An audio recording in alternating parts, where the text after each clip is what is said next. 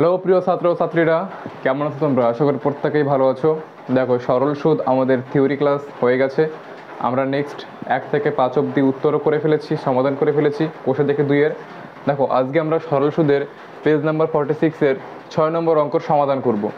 আমি বলেছিলাম যে অঙ্কে প্রথমে কী দেওয়া আছে সেটা আমাদের বুঝতে হবে, আর কি বের করতে হবে সেটা ভালো করে বুঝতে হবে। দেখো, অঙ্ক আমাদের ধরতে হবে। গৌতম একটি মুরগির খামার খোলার জন্য একটি সমবায় ব্যাংক থেকে বার্ষিক 12% সরল সুদের হারে কিছু টাকা ধার নিয়েছিলেন। তাহলে বলো, ফার্স্ট অফ অল আমাদের এখানে কি দেওয়া আছে লিখে ফেলি। দেওয়া আছে, বলো, বার্ষিক। বার্ষিক মানে 1 বছরে বার্ষিক সুদের হার। সুদের হার পর আর সমান সমান 12%। দেখো, যখনই বলা হবে যে সুদের হার বার্ষিক, এর মানে 1 বছরে, এটা 1 বছরের হিসাব। নেক্সট কি আছে দেখো, কিছু টাকা ধার নিয়েছিলেন। এখানে কিছু টাকা মানে টাকা দেওয়া নেই, আসল দেওয়া নেই। প্রতি মাসে মানে প্রত্যেক মাসে তাকে এত টাকা করে সুদ দিতে হয়। দেখো, এক মাসে সুদ দেয় কত টাকা? 378 টাকা। দেখো, 1 মাসে দেয় সুদ। আচ্ছা, 1 মাসের দেন হচ্ছে 378 টাকা। আমাদের সুদের হার বার্ষিক দেওয়া আছে, তাহলে আমরা এই যে এখানে 1 মাসের জায়গায় আমরা 12 মাস নিয়ে নিব, কারণ আমরা সবসময় সময়টাকে বছরে ক্যালকুলেট করব। তাহলে দেখো, 1 মাসে সুদ দেয় 378 টাকা। তাহলে বলো, অতএব 12 মাসের সুদ দেয়। 1 মাসে যদি 378 টাকা দেয়, তাহলে 12 মাসে কি বেশি দিবে? তাহলে 1 থেকে 12 বেড়ে গেছে, কী হবে? গুণ হয়ে যাবে। 378 গুণ কত? 12। তাহলে বলো, সুদ আই সমান সমান কত পেলাম আমরা? 378 গুণ হচ্ছে 12 টাকা। দেখো, ভালো করে দেখো, এখানে সুদটা প্রতি মাসের দেওয়া আছে, এখানে সুদ প্রতি মাসের দেওয়া আছে।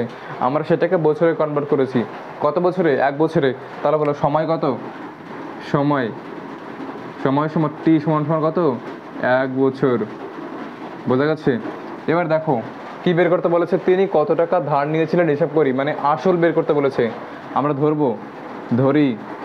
ধরি আসল ফর প্রিন্সিপাল সমান সমান পি টাকা। বোঝা গেছে? পি টাকা। এবার দেখো, আমরা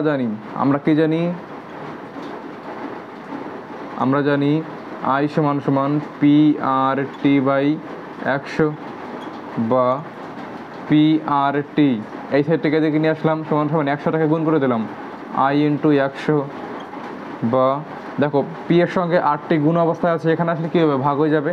বা পি সমান সমান আই ইন্টু 100 বাই আর টি। এবার মান বসিয়ে দাও। আয়ের মান কত?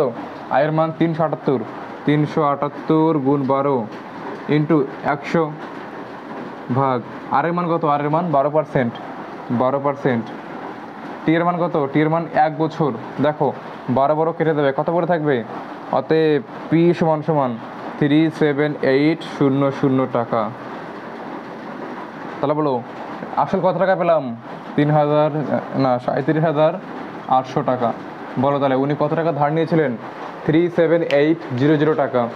যদি তোমরা অঙ্কটায় কোথাও বুঝতে না পারো, অবশ্যই আমাকে কমেন্ট করে জানাবে, আর কেমন লাগলো সেটাও জানাবে। দেখো, আমি বলেছিলাম যে অঙ্কেই প্রথমে কি দেওয়া আছে সেটা জানতে হবে, আর কি বের করতে বলেছে সেটা বুঝতে হবে। অঙ্ক তুমি ধরতে পারলে অঙ্ক অর্ধেক হয়ে যাবে। আমি প্রথমে লিখেছি, দেওয়া আছে বার্ষিক সুদের হার 12% দেওয়া ছিল। প্রত্যেক মাসে উনি সুদ দিতেন এত টাকা করে। আমরা সবসময় সুদ বছরে ক্যালকুলেট করব, ওই জন্য আমরা 12 দিয়ে গুণ করেছি। তাহলে কি হয়ে গেছে? 1 বছর। তাহলে সুদ সমান পেয়েছি এত, আর সময় তো আমরা 1 বছরে ক্যালকুলেট করেছি, তাহলে সময় 1 বছর।